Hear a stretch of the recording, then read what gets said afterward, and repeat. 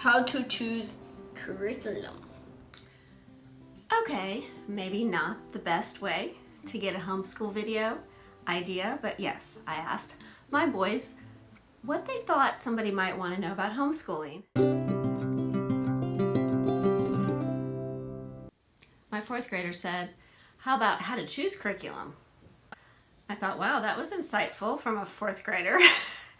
And my ninth grader said, yeah, that's what we get asked about all the time, is what curriculum we use.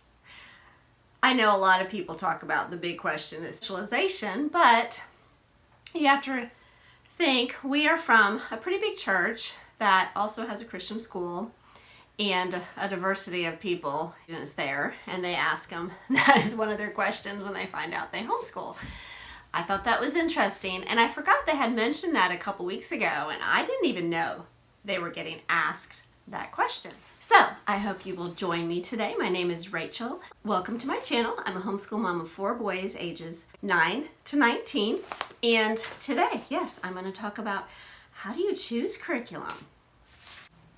If you like homeschool content, and I do some on gluten-free cooking, that you would subscribe and give it a thumbs up. I would appreciate that. I know when I first got started, we used Abeka, but we come from a church that has a Christian school. My son actually went to K4 and kindergarten there. I went to a Christian school. My husband actually went to a public school. So that's really all I knew. And so that is what we used. But then someone introduced me to a book called The Well-Trained Mind by Susan Weisbauer.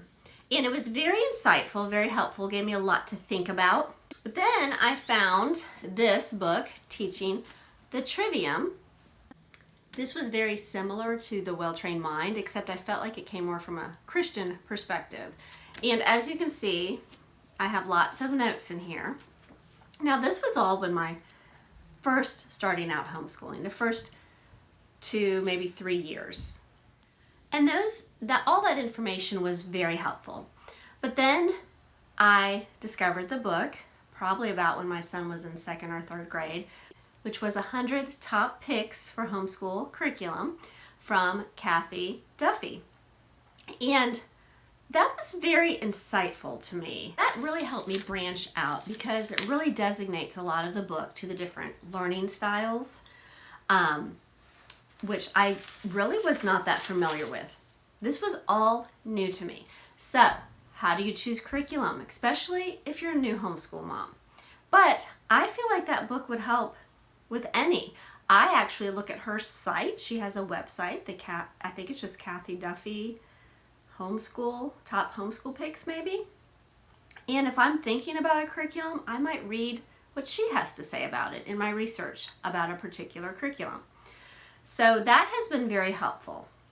But let me encourage you not to only think about the student's learning style, but also you as the parent, your teaching style. This will be a big factor when you make the choices of curriculum. But I do know in her book, it's been a while since I've looked at it. I actually tried to get one from the library, but I just have not seen it. I put it on hold a long time ago, and I just have not. Maybe other people have it on hold. I don't know. But she lists how the curriculum, what styles it's helpful for. And it also mentions whether it's teacher intensive, whether it's hands off, for the teacher. It gives you all different levels. So that was sort of helpful too in thinking about curriculum and really thinking about, oh, those are options for me. So that was helpful in the beginning. Also, when you're thinking about these choices, they're probably going to be a little bit different when we're thinking about a preschooler or an elementary, a middle schooler, and definitely a high schooler. The way their learning style is will probably stay the same, but it might become more flexible over time. As you're teaching a preschooler, it's probably going to be obvious and you're going to know where to start with the child. But as they get older, they should be able to be flexible about maybe that's not the way they learn, but they can stretch a little bit. And same for us as the parents. That might not be something we're familiar with, but let's see how we can work with it. For example, there may be certain subjects that I, as the parent teacher, am not the strongest in, and I might need some a little bit of guidance. And I need a curriculum that will show me and not just, here's the problems, do it. For example, I wasn't confident in grammar or writing when I first started out homeschooling. Not that I didn't know the basics, but I ended up using a curriculum called Shirley English. I felt like not only did it teach my son grammar, but it really taught me grammar in a way I could teach it. So it was very helpful, and I feel like I use the techniques from that curriculum even to this day, even through high school. But again, let me mention to keep in mind that once you find your child's learning style, and if you have more children, there's going to be different learning styles. And again, with those different learning styles, there might be more than one learning style.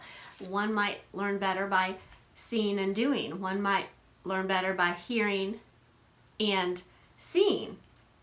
So you really have to weigh all that in when you're choosing a curriculum that will work for your whole family, especially if you want to do like a combined curriculum, which I enjoyed when they were younger, but as I realized how different my boys were as they got older, for my family, it worked better to branch out a little bit and to let them become more independent in what they were interested in or the studies that they needed to do. Okay, after figuring out what your child or children's learning styles are, you want to think about the different methods to teach them. And that can be very narrow, it can be very broad. Depends on how you want to go about it. Now, there's several. There's traditional, classical, Charlotte Mason. You can use unit studies. You can be child-led. There's unschooling that's talked about now. There's eclectic. So there's a lot to think about. Well, how do I know which one I am? And I feel like that book that I mentioned by Kathy Duffy mentions all those, and I know there's other books. You can research it out, all the different kinds. I will give you a little hint on some of them. Traditional would be more like your workbook style curriculum, like when we first started out with Becca, that would be a traditional, more like what would follow a classroom, would be a traditional setting of curriculum. And for some people that might work great. They might even do the videos that go along with either a Becca or BJU. I know there's some other ones. I don't know, is Time for Learning maybe considered traditional? So there's that option, and that might work best for you in whatever your circumstances are. Another one would be Charlotte Mason. Now, I was introduced to that also when my oldest, I think he was like in second or third grade, my oldest. So it's been a while, but a friend of mine told me about this book. I think she may have gave me a copy of hers to read, and of course I had to run out and get my own copy. Now, you can be in depth with Charlotte Mason and do it exactly as Charlotte Mason says. You can actually find her original writings, but this is by Karen Andriola. I think I said her name right. And this was so insightful for a mom with boys at the time that I needed it to relax a little bit and to enjoy learning. This helped me, which I think encouraged them. Now, Charlotte Mason would be more living books, nature studies, music, things like that. So that gives you a little idea. There's also classical, which would be more of what you would get out of a book like this. I'm going to read what classical is. It involves the 3 stages, which is the grammar, the logic, and the rhetoric stages. And the grammar stage is when they do more of the learning the facts and the memorization and the knowledge, the gathering all the knowledge. And then the logic stage would be when they take all that knowledge and use it for reasoning. So that's sort of what the classic does. A couple other ones that I mentioned would be unit studies, which we have done some of that, not really realizing that was a way to go. We had just done some unit studies out of choice of a child-led interest, which is another way some people homeschool.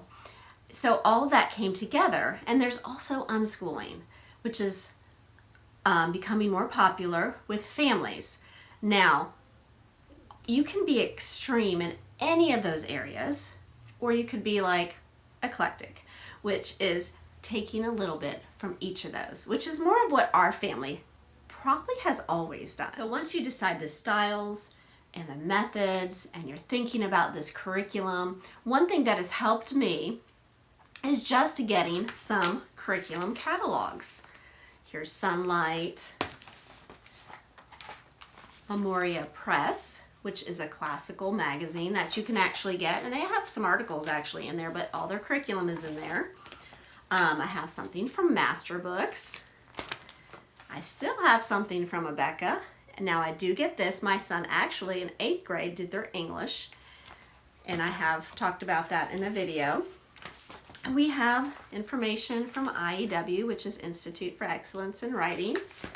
We have BJU magazine, which we've used some of their early elementary grammar English.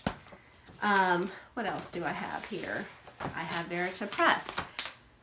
Now, a lot of these would be magazines that I look for books, literature-based books that I would like for my boys to read. And the curriculum we're using right now is Heart of Dakota, and that is a boxed curriculum. That is a Charlotte Mason type style curriculum, but to me it's more eclectic because it definitely has a Charlotte Mason feel, like they use Rod and Staff for their English grammar. And to me that's more of a traditional.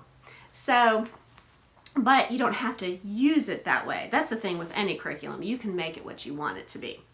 So that is another place to start. Figure out their styles, their methods, look over the different options of curriculums, and then also thinking about the cost.